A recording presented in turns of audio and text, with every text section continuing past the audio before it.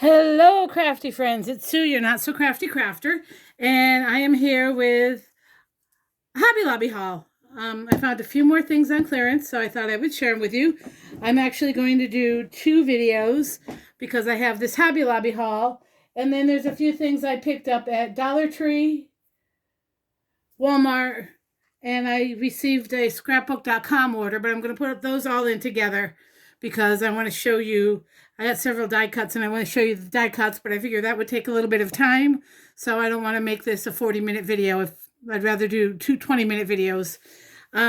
So let's jump right in. Hold on. I have my drink here I need.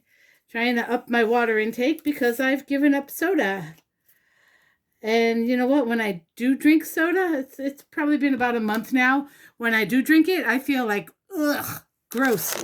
So, see how that works. I am down one full pant size, so yay for that. Okay, went into Hobby Lobby yesterday. Wasn't expecting to find anything, but I just wanted to putz around. I had the day off. So I found a few things. First thing I have here I thought was absolutely adorable. It's this kitty container.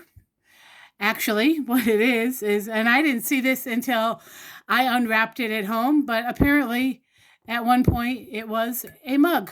That's where the handle went, and it broke, so it was part of their clearance. It was only $2.50, and I thought, how cool would this be for some things I have on my desk that I want to switch up. I have like 3 different baskets with pencils and all that kind of stuff, and I have my Prismacolors that don't have a home. I have my midliners that don't have a home. I have some Nula pens that don't have a home. So I kind of want to put everything in one here. And I thought for $2.49 with a little pretty bunny or kitty face, I think it's kitty. Oh, this is broke too. God, I'm so bad. But you know what? I like the face of it, so it's all good. As long as it doesn't fall off my desk. Then I found this. This was $1.24. It's just a little metal bucket. And I liked this engraving on it. I really thought that was pretty. So that's another thing I'm going to put on my desk to put stuff in. So we'll see how that works. And this was actually inside that. So there we go. And then I found a bunch of paints. I'm down the paint aisle because my son was looking for something. He likes to get some of the wood pieces and paint them up. Just something different than playing with his Legos all the time. You know what I mean? So why is this not in my purse? Okay, that's weird. Anyway, I found a couple of deco arts that were 34 cents. One is called Laguna, and I think I may already have this one. And then this one is Gentle Heather, which is a light purpley color. Kind of pretty. Then I found a Ceramicoat, which was 39 cents. This is Laguna Blue, but it's a little bit deeper than this blue. Not by much, but there's a difference there. So, and then I found Yellow Light, which is a really bright, bright yellow. I thought that was really pretty. And then I found this. I was just kind of perusing around. This is by Folk Art. It's their color shift paint. This is what it looks like. And I guess you can see there a little bit. It changes darker to light tones. It's more of a, not really metallic, but like a mirror finish. And then this one I fell in love with. This is Eggshell Finish. It's paint and primer in one. It's by Folk Art also. It's one decor paint. It's paint and sealer in one. Sorry, not paint and primer.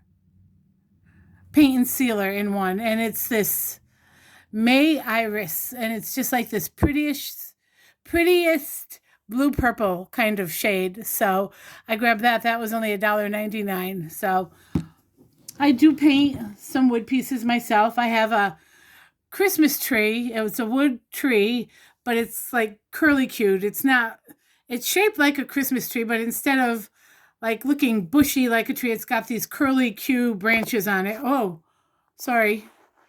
And I thought about painting it green, but then I went with white, and it's a decor piece here in my craft room. And right now I have pastel colored metallic Easter eggs hanging off of it. So it is what it is. Then I found this. Actually, admit this. This was on clearance too. I'm going to go with this. It's my, it says contacts on it. I bought this notebook, $274, a while back, probably at the last clearance sale they had. And I keep notes in it, but I have two of them. So I thought I would take the other one and take the notes out of it and put this in it. And this is actually going to be my password book, because I pay all my bills online and each one has a different password. Now, sometimes my laptop, which is where I pay my stuff, saves it, but sometimes it doesn't. So I always need to have a record of it. I have folders with all the information on the front of the folder, but if I ever just need to get online, I have that. I don't have to go digging through the folder. Then I found this. This was Sizzix Memento. Tim Holtz were 40% off. They didn't have any new Tim Holtz stuff there. The clearance stuff they had, I already have. So I went looking for other things, and I found this 3D Impresslets by Kath Breen embossing folder. This is called Organic Petals, and I went ahead and I embossed it for you. And I just thought this was so pretty, and the detail on it, I mean, can you see the imprint on these petals? Like right there. There's like lines etched in it. It's not just a whole thing. And I also did it on an oversized piece of paper so you can tell how embossed that is. I mean, that's gorgeous. And I've been seeing a lot of, I'll keep this in here, people using their embossing envelopes and just using white and embossing the background, and then using white like leaf or floral dyes and putting it on that. That would be so pretty with this. I'm just loving this. I'm just going to trim the side off of this so I can put it in the embossing envelope. Usually I add it to I have like a binder ring with little pieces of all my stuff embossed, but this was just easier since I already did it. I guess I could cut it down and put it on my ring, but I don't want to. So this is actually a Simon Says stamp envelope, and it just fits. I can't close it, but that's okay. It just fits in there just nice. Then I found some dies. Now I'm going to do this one first. These were Memento. So these were 40% off as well. Well, this one is just a series of slimline dies. There's 7 dies in here. It was 40% off. I think it was like $13.99 instead of $19.99, something like that, or $12.99, $12.98. And these are the dies. Sorry. They're either etched on the side, scalloped with faux stitching, or like a block design. They're just really pretty. I tried to do them in opposite colors so you could see them. So I'm thinking these are really pretty. And the biggest one is, how big is the biggest one here? Let me share that with you. Is 3.5 by 8.5. So, and then the next one is 3 by 8. And then 2.5 by 7.5. And then 7 by 2. So these would be for the minis here, I think. That's 6.5 by 1.5. 6 by 1. And 5.5 by 1/2. So they go down like by 1/2 inch to 1 inch each. But I thought those were really nice. Now I'm also going to share with you how I store these. Because these are big, I keep the original cellophane packaging. but I do put a piece of magnetic sheeting on here. Now, when I took these off, there's a piece of tape on this backing, and I was so afraid I was going to bend it because the tape is so strong, but that's what I used to hold the magnet in place. I just cut the magnet down to size, put it right over the existing tape, put the dies on it, and slide it right in. Now, these probably don't need that, but I don't want them getting bent, so that will keep them in place while they're in my storage. Now, the next set, say I told you this would be a while. This next set is slimline cutting templates. What was this one actually? Did it actually have a name?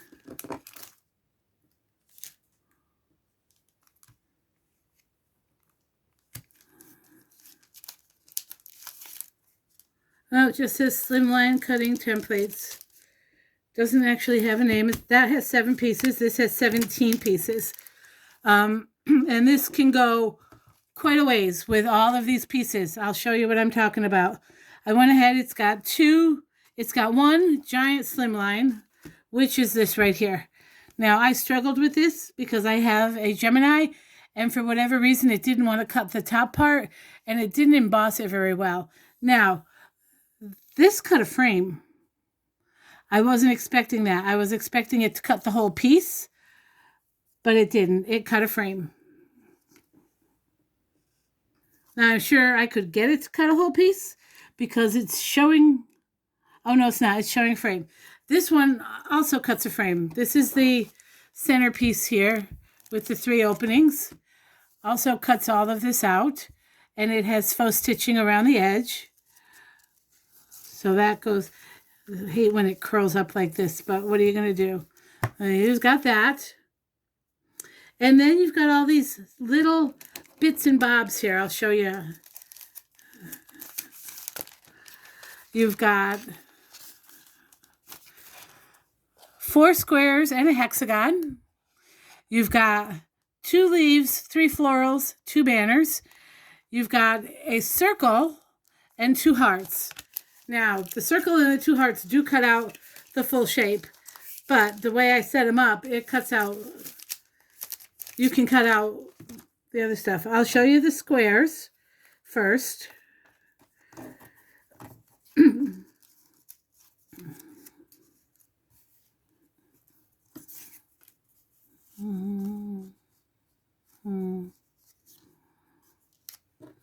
Okay, I only cut 3 of the squares because this one I cut the other one so that you could see the frame. So I used one small one. No, those are the same size.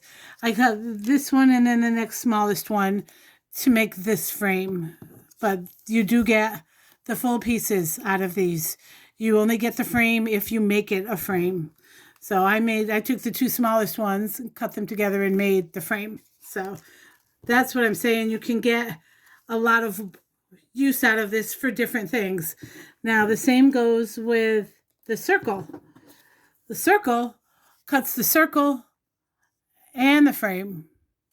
And then you also have the outer part. So if you want to, you can use this for something too. And then I cut the two hearts together. Now you will get the whole heart, but I put the smaller heart inside to make this frame. So here you would have 3 different things. You would have a whole heart, a small whole heart, or use them together and make a large frame. And then again, you also have the outline. You could use that as a stencil. Then you have the 2 sized banners. I just cut them out of the same piece of paper. Again, you could trim that if you wanted to. Your 2 banners. And then your hexagon. There's a 3rd flower in here, but I guess I don't have it cut out. I thought I did, but now you have to look really closely at these because these flowers are embossed as well. And these leaves. I have the 2 leaves. I just don't have the 3rd flower. Sorry about that. I thought it was here, but I guess it fell. I'll tell you what. This is why I use these magnetic pieces when I have a lot of dies. I'll finish that thought in a minute. Can you see the embossing on these? How cool is that? I made a card the other day, and I used a new die that I bought last year. I got it on clearance, and because it was after the season, I didn't do anything with it, so I just opened it this week. And I lost the tiniest little piece. Now, luckily, there are two of the same type of piece, just one's bigger, one's a little bit smaller. I lost the smaller one, but I can still use the bigger one for the same thing. So there's that. But this is also, again, how I store these, because I don't have envelopes tall enough. I kept the original packaging, but I just adhered a piece of metal or a piece of magnetic backing. This is the vent covering. I get this at Menards.